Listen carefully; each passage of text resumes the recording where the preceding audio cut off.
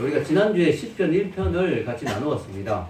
자, 감사한 건 저희 교회 또 지나간 설교도 들을 수 있죠. 홈페이지에 들어오시면. 그래서 오늘 들으시고 좋으시면 또 1편도 다시 들으시면 좋을 것 같습니다. 안 들으신 분은.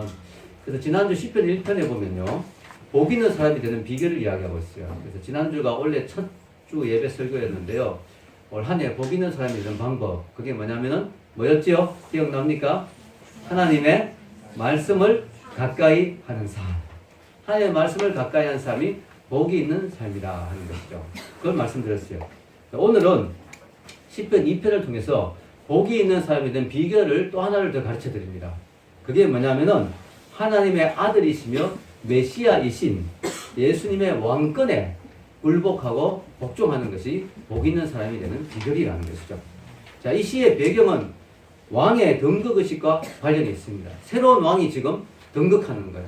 즉 대관식을 하는 거죠, 왕으로서. 그러면 이제 왕이 대관식을 하면 나라가 좀 어수선하고 정신이 없잖아요. 그렇게 되면 어떤 일이 일어나냐면은 속국으로 있던 나라들 있죠. 그 왕의 통치를 받던 나라들이 이때다 해서 반란을 일으키는 경우가 있어요. 반란을. 그런 경우에 어떻게 됩니까? 반란을 왕이 대관식이 끝나면 재빨리 진압하게 되죠. 그리고 왕의 그 대관식 이후에 왕으로서의 선포를 하게 됩니다. 그런 어떤 배경을 가지고 쓰여진 시입니다. 아, 그러면 이스라엘 나라의 왕이 대관식 하는 게 우리하고 무슨 상관이 있느냐? 이렇게 생각할 수 있잖아요. 근데 그게 아니고요. 이 시에는 더 깊은 의미가 있어요. 이 새 왕이 지금 왕으로 등극할 때 여기에 반항하는 그런 이 여러 열방의 나라들을 이야기하면서 하나님의 왕권에 대적하는 인간의 모습을 그리고 있어요. 그리고 하나님의 아들이신 예수님이 메시아로 등극하시죠. 그 메시아이신 예수님을 대적하는 인간들의 모습이 이 성경의 시편 2편에 이렇게 미리 예언되어 나오는 것입니다. 참 놀라운 것이죠. 예언시면서 메시아시면서 왕의 대관시라는 것이죠.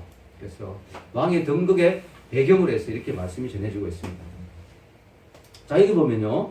이 시가 단순히 인간 왕의 왕권에 대적한 내용이 아니라는 것을 말씀드렸죠. 2편의 1절은 다음과 같이 시작됩니다. 여러분 위에 1절 한번 읽어봅시다. 시작. 어찌하여 이방 나라들이 분노하며 민족들이 헛된 일을 꾸미는가. 지금 이 이야기를 하시는 분 하나님이세요. 하나님의 탄식이죠. 어찌하여. 어떻게 네가 그러느냐. 어찌하여. 왜 이렇게 탄식하시냐면 지금 말도 안 되는 일이 일어나고 있기 때문이죠. 하나님의 절대적인 주권에 비하면 진짜 개미만도 못한 존재인 인간이 그 하나님을 대적하려고 그 하나님의 왕권에 대적하려고 지금 일어나는 거예요. 그래서 어떻게 하냐면 이방 나라들이 분노했다고 합니다. 분노한다는 것을 감정적인 단어로 이해하면 안 돼요. 이게 원어적으로 보면요 소동한다라는 뜻입니다. 소동한다. 그러니까 이방 나라들이 지금 하나님께 대적하려고 이 통치자들이 세상의 권력자들이 하나님께 대적하려고 지금 막 모여들고 소동하는 그런 모습이에요. 그리고 또 뭐라고 합니까? 헛된 민족들이 헛된 일을 꾸미는가 라고 하죠. 이 꾸민다라는 말도 원래는 속삭인다에서 나온 말이에요. 원어는. 그래서 이게 뭐냐면은 밀실에서 음모를 꾸미는 걸 말해요. 음모를. 조용하게 계획을 짜는 거죠. 이 나라를 뒤집으려고 왕의 왕권에 쿠데타를 일으키려고 지금 하는 거예요. 근데 이게 하나님 보시기엔 너무 가소롭다는 거죠. 어찌하여 이방의 나라들이, 민족들이, 어찌하여 나의 왕권에 도전하느냐? 어찌하여 미약한 인간들이 하나님을 감히 대적하려고 하느냐? 여러분, 우리가 하나님을 대적하려고 동요하고 소요를 일으키고 밀실에서 계획을 짜고 해도 다 소용없어요. 여기 보면 헛된 일을 꾸민다. 또 다른 번역에 헛된 일을 경영한다. 이렇게 되어 있죠. 여러분, 인간이 하나님을 대적하기 위해서 하는 모든 일들은 헛된 일입니다. 왜냐하면 그래봤자 하나님의 보좌는 흔들리지 않기 때문이에요. 여러분 성경에 보면 인간이 하나님을 대적하려고 막 헛된 계획을 꾸몄던 대표적인 사건이 나오는데 그게 뭐예요? 비역으로 시작해요. 바벨탑 사건. 인간들이 하나님을 대적하여 우리의 이름을 높여보자. 신에게 한번 대적해보자 하고 하나님 흩어져서 막 인간들에게 흩어져서 살라고 했는데 인간들은 다시 막 모여들어서 하나님을 대적하는 탑을 막 쌓아요.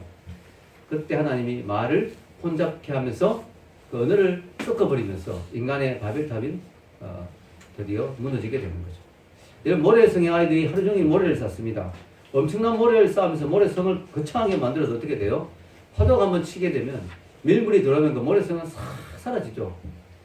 헛된 거예요, 헛된 거. 하나님 보시기엔 헛되다. 오늘날도 이 세상은 너무나 바쁘고 분주하고 소요가 동요가 가득하죠. 예, 소란스럽습니다. 세상이 얼마나 바쁘게 돌아가는지 몰라요. 여러분, 한 해가 시작되면서 또 바빠지죠, 여러분.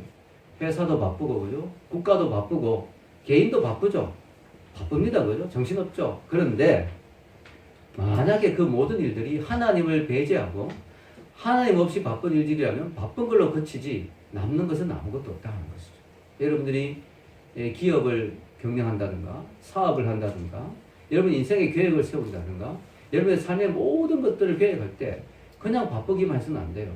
하나님 없이 심지어 하나님을 대적하려는 마음으로 하나님을 무시하는 마음으로 하나님 필요 없이 내가 한번 잘 살아보겠다는 마음으로 한다면 그 모든 것은 바쁜 것으로 끝날 것입니다. 그것은 헛된 것이 될 것입니다. 자, 여러분 여기 하나님을 대적하기 위해서 모의를 짜고 성료를 일으키고 계획을 짜던 이 모든 일들에게 하나님은 헛되다라고 이야기합니다. 자, 이 사람들은 헛된 줄도 모르고 지금 하고 있어요. 하면서 뭐라고 하느냐? 슬로건을 내겁니다. 슬로건을. 캐치프레이즈. 뭐냐면은 야, 우리가 지금 모여야 된다. 모여야 된다. 모여야 될 이유가 있다. 2절과 3절 읽어보겠습니다. 위에 2절과 3절 시작. 세상의 군왕들이 나서며 가는들이 스럽게 하여 여호와의 그의 기름 부은 자를 대적하며 우리가 그들의 맹것을 끊고 그의 결박을 벗어버리자 합니다. 이게 그들의 슬로건이에요. 캐치프레이즈. 야, 우리가 이 왕 밑에 얼마나 피곤하냐. 속박을 당하니까 그 결박을 당하니까 얼마나 피곤하냐. 속국으로 사는 건 너무 피곤하지 않느냐. 우리 이걸 끊어버리자. 대적하자. 우리 한번 쿠데타를 일으키자. 이렇게 놓은 거죠. 여러분, 하나님을 거부하는 사람들의 특징이 뭐냐? 하나님의 말씀을 결박으로 생각합니다. 하나님의 계명을 부담스러운 걸로 생각합니다. 빨리 끊어버리고 빨리 잘라내야 되는 걸로 생각합니다. 멍해로 생각하고 던져버리기를 원합니다. 여러분, 시편 1편에 나오는 복이 된 사람의 특징이 뭐예요? 율법을 어떻게 해요? 속박으로 생각해요? 결박으로 생각해요? 아니죠. 율법을 어떻게 해요? 즐거워했어요. 이 복 있는 사람의 특징은 하나님의 말씀을 즐거워하는 거예요. 하나님의 율법을 귀하게 여기는 거예요. 자기 인생의 아주 축복으로 생각하는 거예요. 근데 이 악한 자들의 특징은 이 악인들의 특징은 뭐냐? 하나님의 말씀을 부담스럽게 생각하고 귀찮게 생각하고 결박으로 생각하고 아주 싫어해요. 여러분, 하나님의 말씀은요, 우리 인간에게 속박인 것 같죠? 그렇지 않습니다. 예를 들어 10계명에 간음하지 말라. 아니 너무 결박이다. 최근에 사람들 하나님을 대적해서 어떻게 했어요? 우리나라에 간음죄를 폐지해버렸어요. 이제는 간음해도 죄가 안 돼요. 법적으로. 그럼 그게 행복할까요? 아니요. 가정이 깨지죠. 그게 어떻게 행복이에요? 사람들은 하나님이 우리를 행복하기 위해서 율법을 주시고 명령을 주셨는데 그건 다 부담으로 생각하고 다 결박으로 생각하고 벌써 던져버리자. 그러면 사람들 막 끌어모읍니다. 하나님 대적할 사람들을 지금. 결박을 벗어버리자 합니다. 그리고요, 더 심한 것은 뭐냐면 하나님의 기름 부은 자.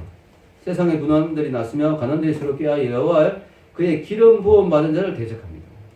단순히 하나님의 율법만 대적하는 게 아니라 기름 부음 받은 자. 누구예요? 메시아. 여기 메시아가 왔을 때 사람들이 어떻게 했어요? 반응이. 좋아하고 따라오는 사람도 있었지만 많은 사람들이 그 메시아를 어떻게 했어요? 못 박아 죽였어요. 왜냐면 부담스럽다 이거지. 그 메시아의 통치가 싫다는 거죠. 예수님이 로드십, 예수님의 그 주권에 순종하라는 그 말이 싫다는 거죠. 그래서 십자가를 받아들이기 싫어서 십자가의 그분을 못 박아버렸어요. 예수님이 태어나자마자 세상의 통치자가 어떻게 했어요? 헤롯 왕. 예수님이 혹시 아기 예수로 와서 그 중에 섞였을까봐 아기 예수가 누군지 모르니까 아기를 아예 다 잡아 죽여버렸어요. 그 일대 그 지역에 있는 아기들 다 잡아 죽여버렸어요. 대적하는 거예요, 하나님을. 빌라도가 또 제사장들이 서기관들이 결탁해서 예수님을 대적하고 하나님의 기름 부음 받은 메시아를 결국은 대적하여 죽여버렸어요. 그게 인간들의 특징입니다. 하나님의 가르침과 하나님의 명령에 하나님의 통치에 거부하는 것이죠. 여러분 사도행전에 보면 사도들이 부활하신 예수님을 만나게 됩니다. 야, 예수님이 죽은 줄 알았더니 부활하셨구나. 그분이 정말 메시아가 맞구나 해서 이때부터 이들 목숨을 걸고 예수님을 전해요.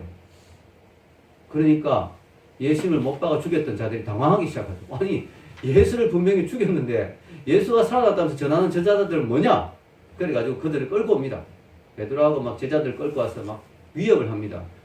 한 번 더 그러면 너희들 죽을 줄 알아? 이러면서 막 위협을 하고 막 겁을 주고 내보냅니다.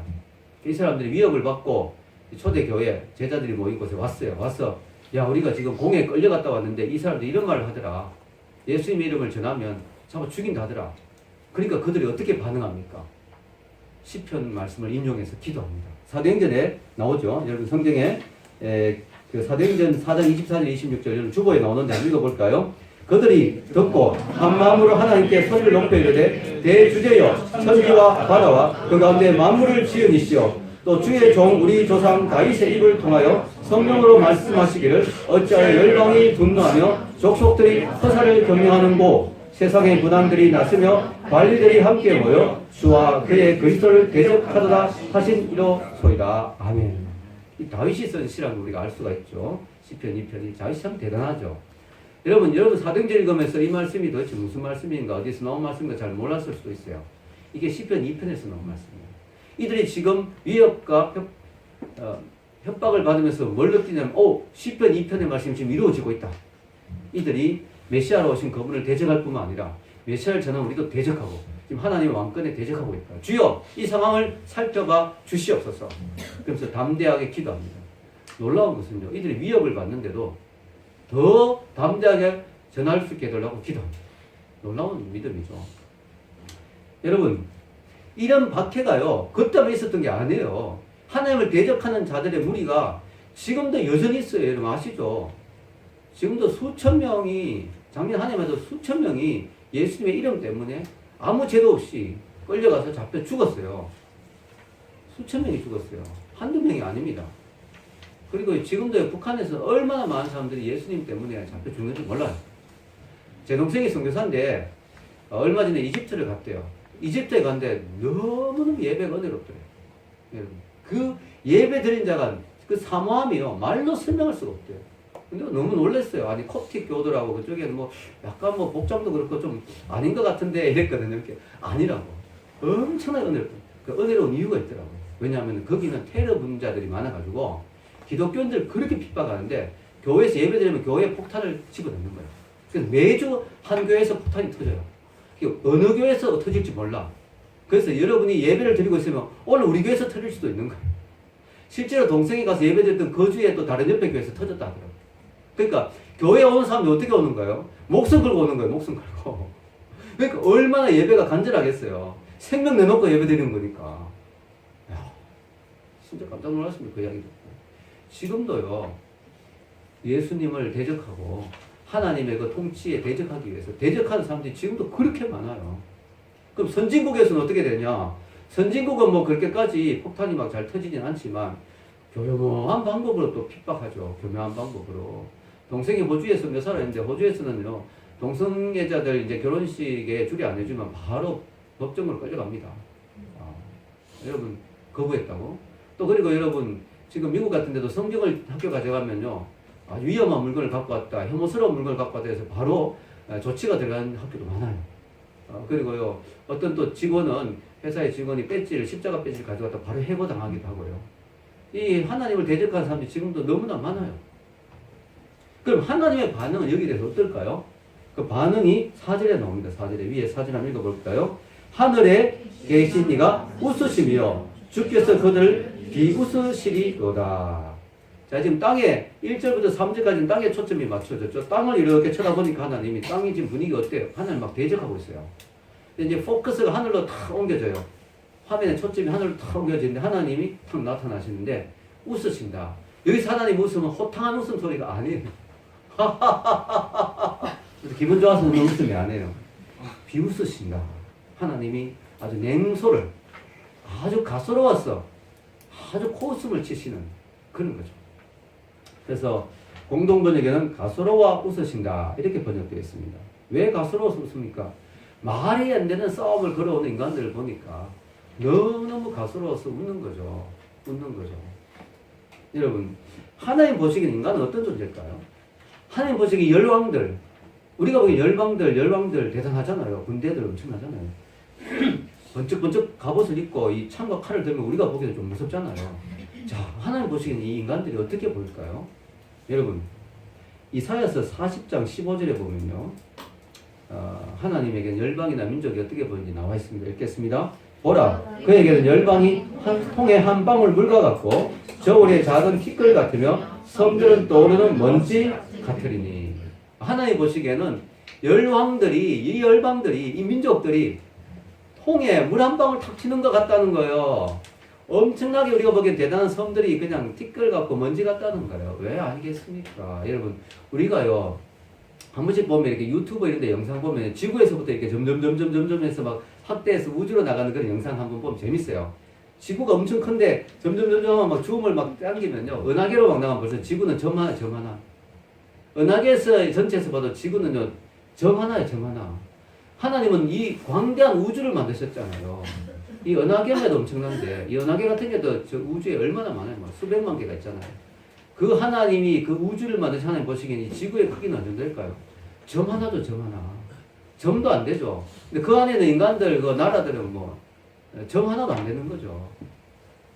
그런 인간들이 하나님을 대적하니까 하나님 어떻게 돼요? 기가 막혀서 비웃으시는 거죠.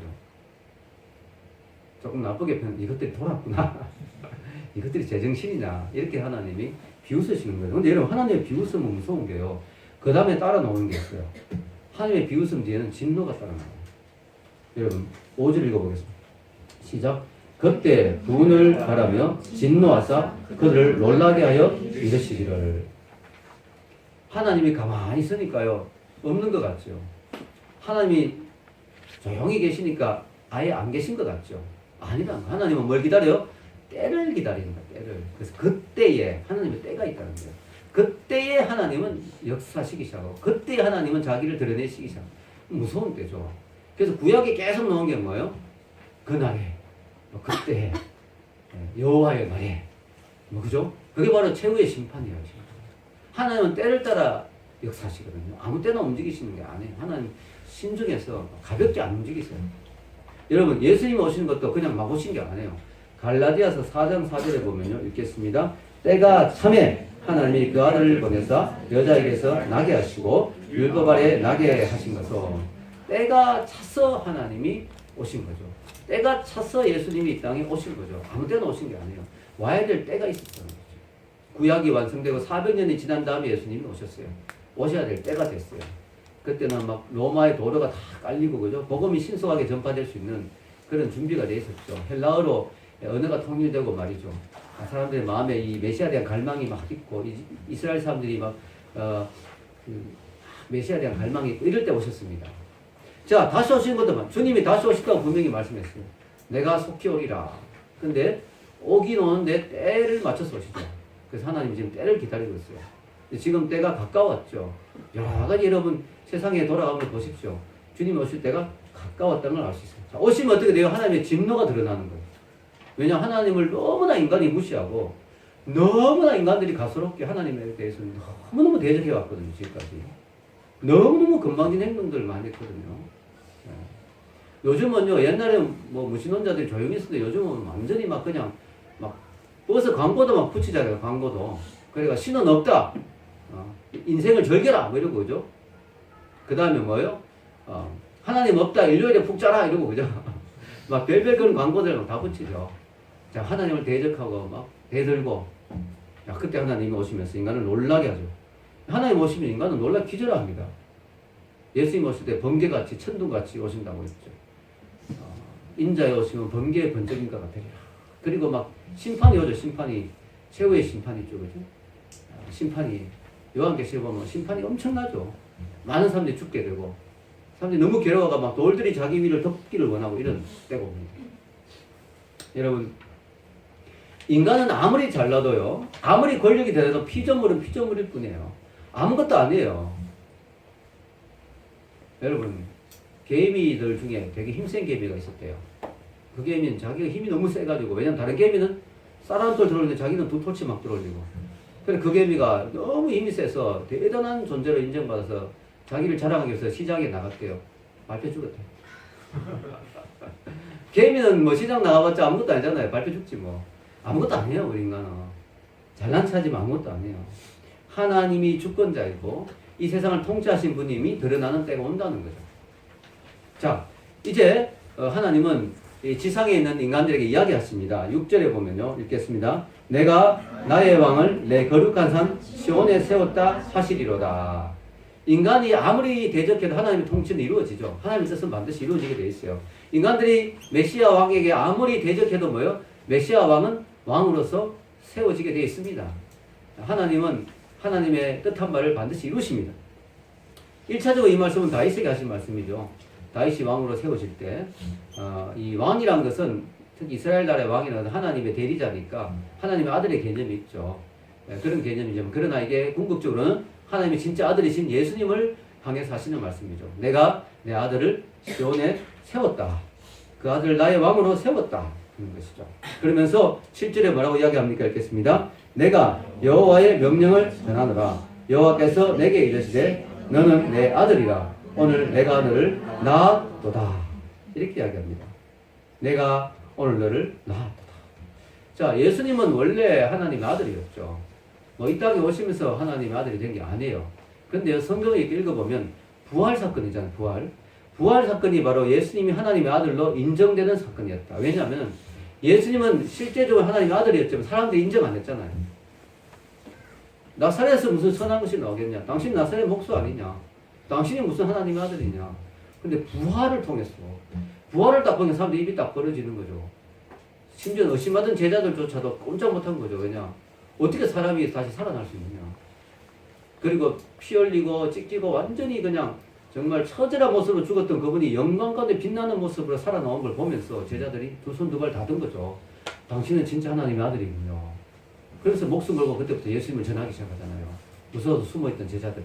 자, 성경은 부활을 통해서 예수님이 하나님의 아들로 대외적으로 인정받게 됐다.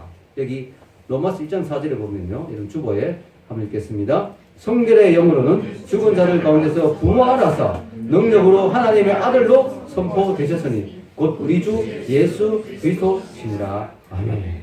이게 바로 그 말이에요. 부활을 통해서 하나님의 아들로 선포되었다. 이 내용을 말하는 바울이 사도행전에 보면 회당에서 설교할 때 딱 이 시편 2편을 인용해서 이야기합니다. 사도행전 13장 33절 읽겠습니다. 곧 하나님이 예수를 일으키사. 이게 뭐예요? 일으키는 게 뭐예요? 부활이죠. 부활. 다시 읽겠습니다. 곧 하나님이 예수를 일으키사 우리 자녀들에게 이 약속을 이루게 하셨다 합니다. 시편 2째 편에 기록한 바와 같이 너는 내 아들이라 오늘 너를 낳았다 하셨고. 자, 여러분 구약과 신약이 막 연결되죠. 그죠? 자, 이 바울이 이야기하는 게 여러분이 유대인들이요. 여러분이 읽고 있는 시편, 유대인들은 구약만 읽으니까 여러분이 읽고 있는 시편의 2편에 그 메시아의 약속, 기름 부음 받은 자, 그리스도라는 뜻이 기름 부음 받았다는 뜻이거든요. 그리스도라는 뜻이. 기름 부음 받은 자, 그분이 예수 그리스도다. 그분이 지금 하나님이 일으키셨다. 부활시키셨다. 그래서 그 약속이 이루어졌다. 시편의 약속이, 예언이 오늘 너희들 눈앞에서 성취되었다 하는 걸 바울이 선언하는 것입니다. 아멘입니까? 네. 그러면서 하나님이 예수님에게 뭐라고 말씀하세요? 8절 위에 8절 읽겠습니다. 내게 구하라. 내가 이방 나라를 내 유업으로 주리니 내 소유가 땅끝까지 이르리로다. 아멘. 내게 구하라. 내가 너에게 이방 나라 모든 민족과 열방들을 너에게 주겠다. 내 소유가 땅끝까지 이르리라. 너는 모든 민족의 왕이다. 참 이게 아이러니한 게요. 왕의 왕권을 대적하기 위해서 여러 열방 나라들이 일어섰잖아요. 근데 그 나라들까지도 다 하나님은 다 이 왕 밑에 다 넣어주겠다. 땅끝까지 다 너의 소유다. 예수님은요. 이스라엘에서 태어나고 이스라엘 왕으로 죽으셨지만 이스라엘의 왕이 아니죠.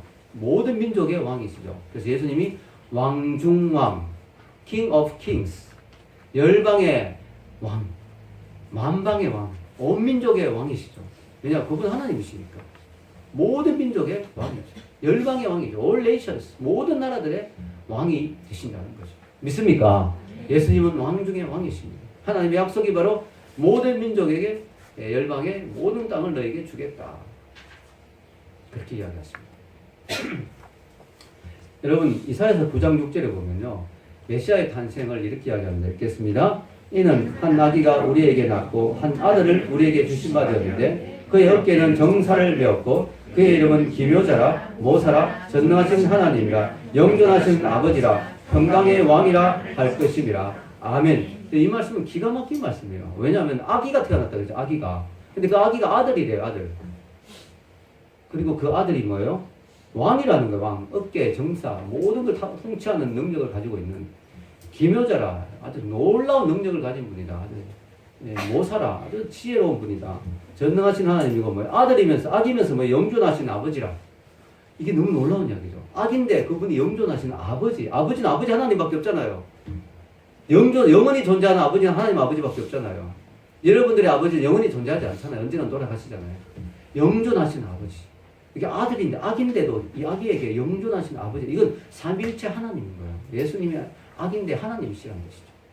평강의 왕이야. 이 왕이 예수님이에요.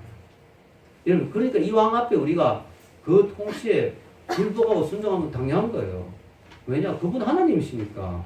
우린 피조물이니까. 피조물이 하나님 아버지 앞에 순종하는 것은 굴복이 아니고, 이거는 굴종이 아니고, 이거는 비참한 게 아니에요. 예를 들어 마치 이거 같아요. 아버지가 아이에게, 아이야, 내 말 잘 들으라. 내가 아버지 말 들어. 어우, 굴종이야. 어우, 굴복이야. 어우, 모욕적이야. 이러지 않잖아요. 아버님 말씀 잘 들어야죠. 그게 효도고, 효자고, 그게 아주 훌륭한 사람이잖아요. 우리가 하나님의 통치에 순종하는 것은 그것은 굴종이나 모욕이 아니에요. 그것은 너무나 아름다운 모습이에요. 아멘. 하나님 우리를 만들어 주셨으니까. 제가 우리 아이들에게 해준 게 별로 없는데도 아이들이 좀 크니까 약간 처리되니까 아빠가 나에게 너무 좋은 걸 주시고 그렇게 케어해 주시고 아빠가 살아갈수록 너무 존경스러워 이러는 거예요. 우리 아이들이. 너무 감사하죠. 우리가요, 하나님이 우리에게 모든 걸 다 주셨잖아요. 생명도 주시고 이 땅에 지구도 주시고 공기도 주시고 물도 주시고 사랑하는 사람도 주시고 가족도 주시고 교회 공동체도 주시고 건강도 주시고 감사해야 되는데 그 통치에 우리는 순종해야 되는 거죠. 근데 이 악한 사람들처럼 대적하면 어떻게 되겠습니까? 안 되는 거죠. 그래서 여러분, 이 하나님의 경고가 나옵니다. 10절에 보면요. 읽겠습니다. 그런즉 군왕들아 너희는 지혜를 배우며 세상에 뒷감하더라 너희는 교훈을 얻을지어다. 앞에 9절도 제가 안 읽었는데요. 9절에 보면 내가 철장으로 그들을 깨트리며 질그릇같이 부수리라 하시도다. 이 하나님의 통치에 끝까지 거절하면 어떻게 됩니까? 질그릇이 깨지듯이 깨지는 거예요. 여러분, 질그릇은 되게 약하잖아요. 철장은 아주 철몽둥이 같은 거잖아요.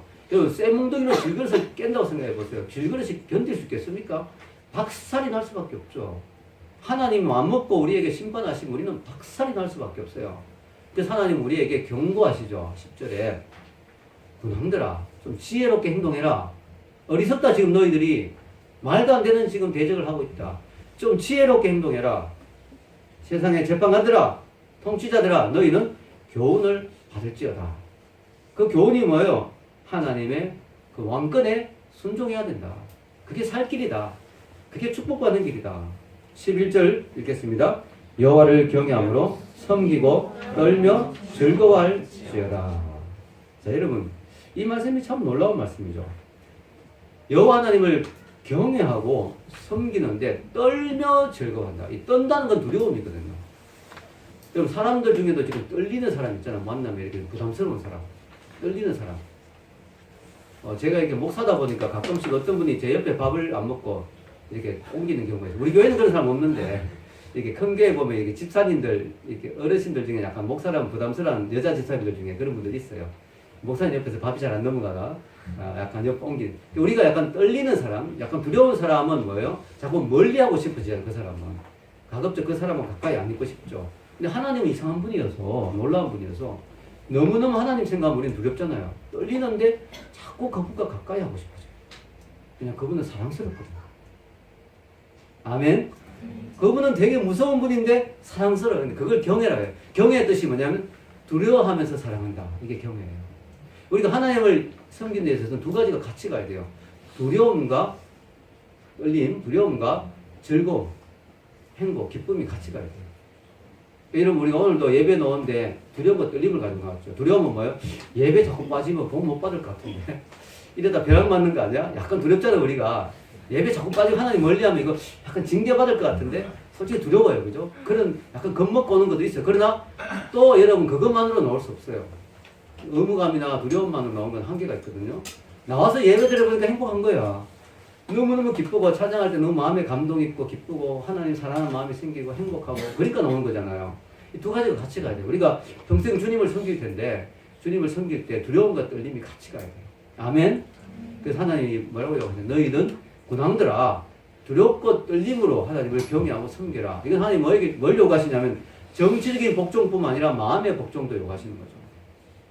정치적으로 이 왕의 통치하에 왕권에 굴복할 뿐만 아니라 너의 마음으로 기쁨으로 그 통치에 굴복하라. 즉 너희들도 예배자가 되라 하는 것이죠. 예배자로의 부르심이에요. 이 하나님을 대적하는 자들까지 하나님 뭐예요? 예배자로 부르시는 거예요. 나와 교제하자. 내가 그렇게 무서운 사람이 아니다. 나의 율법과 나의 속박이 너희 인생에 불행한 게 아니다. 너희들은 즐겁게 나를 섬길 수 있다. 너무너무 기쁘게. 예수님도 뭐예요? 수고하고 무거운 짐진 자들아 내게로 와라. 내가 너희를 쉬게 하리라 하면서 내 멍에를 메고 나에게 배워라. 내 멍에는 무겁지 않다. 무겁지 않아요. 즐겁게 행복하게 하는데 무거울 수가 있습니까? 여러분 결혼하면요 오늘 은수가 있으면 더 좋은데 결혼하면 그때부터 의무감이 생기죠. 남편이 밥도 해줘야 되고 빨래도 해줘야 되고 그거 부담스럽고 두려운 일이죠. 그러나 동시에 뭐예요? 즐겁게 하죠. 왜냐 사랑하는 사람을 위해서 사는 거니까 너무 기쁨잖아요. 내가 사랑하는 사람을 위해서 내가 밥을 차리는데 그 사람이 맛있게 먹을 때 얼마나 행복합니까? 여러분 그게 바로 기쁨이죠. 같이 가는 거예요. 같이 가는 거예요. 아멘. 여러분 그래서 하나님은 우리에게 경외하라를 하고 섬기고를 경건되이 하나님께 예배드린 자가 되라고 요구하시는 거죠. 그리고 결론적으로 하나님이 12절에 이렇게 말씀하시고 있겠습니다. 그의 아들에게 입맞추라. 그렇지 않으면 진노하심으로 너희가 길에서 망하리니 그의 진노가 급하심이라. 여호와께 피하는 모든 사람은 다 복이 있도다. 여기 입맞추라는 건요. 입술과 입술을 맞추는 그게 아니에요. 여기서 입맞추라는 것은 충성을 의미하는 거죠. 이스라엘에서 자기보다 높은 자에게 입 맞춘다는 뜻은 충성한다. 그래서 주로 발에 입을 맞춥니다. 발에. 특히 왕 앞에서는 왕의 발에 입을 맞춰요. 근데 입은 맞추는 거죠. 왜냐면 자기 입으로 맞추는 거니까. 입 맞추는 건데 왕의 입술에 입 맞추는 게 아니고 왕의 발에 입을 맞추는 거예요. 이거는 충성, 복종을 의미하는 행동이에요. 하나님 지금 이렇게 말씀하면 너희가 하나님의 왕권에 복종하라. 순종하라. 그 왕권에 굴복하라 하는 것이죠. 안 하면 어떻게 될까요? 안 하면 길에서 망하게 된다. 이 길은요, 성경에서 길이 주로 인생길을 의미하거든요. 인생길. 여러분이 인생길에서 하나님께 끝까지 굴복하지 않고 끝까지 하나님을 거부하고 나는 하나님 필요 없어 라고 인생길을 걸어가면 어떻게 될까요? 그 끝에 어떻게 될까요? 지옥으로 가는 거죠. 망하는 거죠. 여러분 그냥 인생길이 끝난다고 우리가 죽고 물어 돌아가는 게 아니에요. 영혼은 남거든요. 영혼은 지옥 아니면 천국이 있는데 그 인생길에서 끝까지 하나님 거부하고 간다면 망하는 거죠. 길에서 망하리로다. 인생길에서 망하는 거죠, 여러분. 망하게 됩니다. 그 아들에게 입맞추라. 하나님의 아들이신 예수님을 왕으로 인정하라는 거죠. 입맞춘다는 것은. 그분의 왕권을, 그분의 통치를 인정하고 받아들여라. 그러면 복이 있다. 오늘 말씀의 끝이 뭐예요? 복이 있다고 하죠. 복이 있다. 얼마나 감사합니까? 그래도 이 결론이 겁주고 위협하고 협박하는 걸로 끝나는 게 아니라 복이 있는 사람이에요. 하나님은 우리가 다 하나님 앞에 돌아와서 구원받고 은혜 받고 복받는 사람이 되길 원한다는 거예요. 하나님. 아멘. 이렇게 겁주는 이유가 우리를 막 겁먹게 해서 막 그런 게 아니라 우리가 하나님의 예배자가 되어서 복받는 사람이 되길 하나님 간절히 원한다는 거죠. 그렇지 않으면 어떻게 될까요? 진노가 급하십니다. 하나님의 진노가 급하게 우리를 향해 지금 달려오고 있다는 사실을 기억해야 되는 것입니다. 결론을 내리겠습니다. 여러분 시편을 연구한 학자들은요. 시편 1편과 2편이 사실은 한상의 시라고 이야기합니다. 왜냐하면 유대인의 시는 주로 앞에 시작하는 게 뒤에 한 번 더 나오거든요. 근데 시편 1편에 복 있는 사람으로 시작해서 악인은 망한다고 해가 끝나죠. 복으로 안 끝나잖아요. 2편까지 연결해야 이게 복으로 끝나요. 그리고요 1편과 2편이 되게 연결돼서 예를 들어 오늘 2편에 보면 길에서 망한다 이렇게 됐죠. 1편의 끝이 어떻게 되죠? 악한 자의 길은 망하리로다. 이렇게 길에서 망한다와 연결돼요. 또 여호와께 복을 받는 시편 1편 1절 보면 읽어봅시다. 여기 적었죠. 복 있는 사람은 악인들의 길을 따르지 아니하며 죄인들의 길에 서지 아니하며 오만한 자들의 자리에 앉지 아니하고 오직 여호와의 율법을 즐거워하여 그의 율법을 주하러 묵상하는 거다. 여기도 보면 복 있는 사람으로 시작하죠. 근데 여기도 보면 복 있는 사람으로 끝나죠. 자, 우리가 시편 1편을 제가 설교하면서 이런 말을 했어요. 시편 1편은 시편 150편 전체 시편 숲에 들어가는 출입문과 같다. 문지기와 같다. 시편 1편을 통과하지 않으면 시편의 숲에 들어갈 수 없다. 시편의 숲은 하나님을 여호와로 고백한 자들의 숲이죠. 신앙 고백이죠, 시편이. 거기에 들어가려면, 근데 들어가려면 1편을 보면 여호와의 뭘 즐거워해야 돼요? 율법을 즐거워해야 돼요. 근데 시편 2편은 뭐라고 하냐면 시편의 문이 하나 더 있다는 거예요. 쌍둥이니까 1편과 2편이 여호와의 통치를 즐거워해요. 그 두 가지를 같이 할 때 시편에 들어갈 수 있다는 거예요. 아멘. 즉 하나님의 말씀을 사랑하고 즐거워하고 하나님의 아들 예수님의 통치와 왕권을 즐거이 기꺼이 그분 앞에 굴복하는 그 사람이 이 시편의 숲, 하나님의 은혜의 숲, 의인의 길을 걸어갈 수 있는 사람이 된다는 거예요. 아멘. 그걸 시편은 2편은 말하고 있는 거죠. 여러분이 악의 길을 걷고 싶으면요, 상관없습니다. 하나님 말씀도 멀리하고 하나님의 모든 율법을 속박으로 생각하고 벗어 던지고 여러분 자기 꾀로, 자기의 악한 꾀로 마음대로 살면 돼요. 그래서 여러분이 의인의 길을 걷고 싶다면, 복 있는 자의 삶을 살고 싶다면 다시 한번 생각해야 됩니다. 하나님의 말씀을 사랑하고 가까이 하고 그분의 통치에 즐거이 순종하고 하나님의 뜻에 내 인생을 맞추고 그렇게 살아갈 때 우리는 시편의 그 150편까지의 광활한 숲에 누리는 그 하나님 약속하신 모든 축복을 우리는 다 누릴 수 있는 거예요. 여러분 앞으로 저하고 시편을 같이 공부하면서 그런 고백을 하면서 이 시편에 주신 하나님의 복들을 같이 누리기를 주의 이름으로 축원합니다. 같이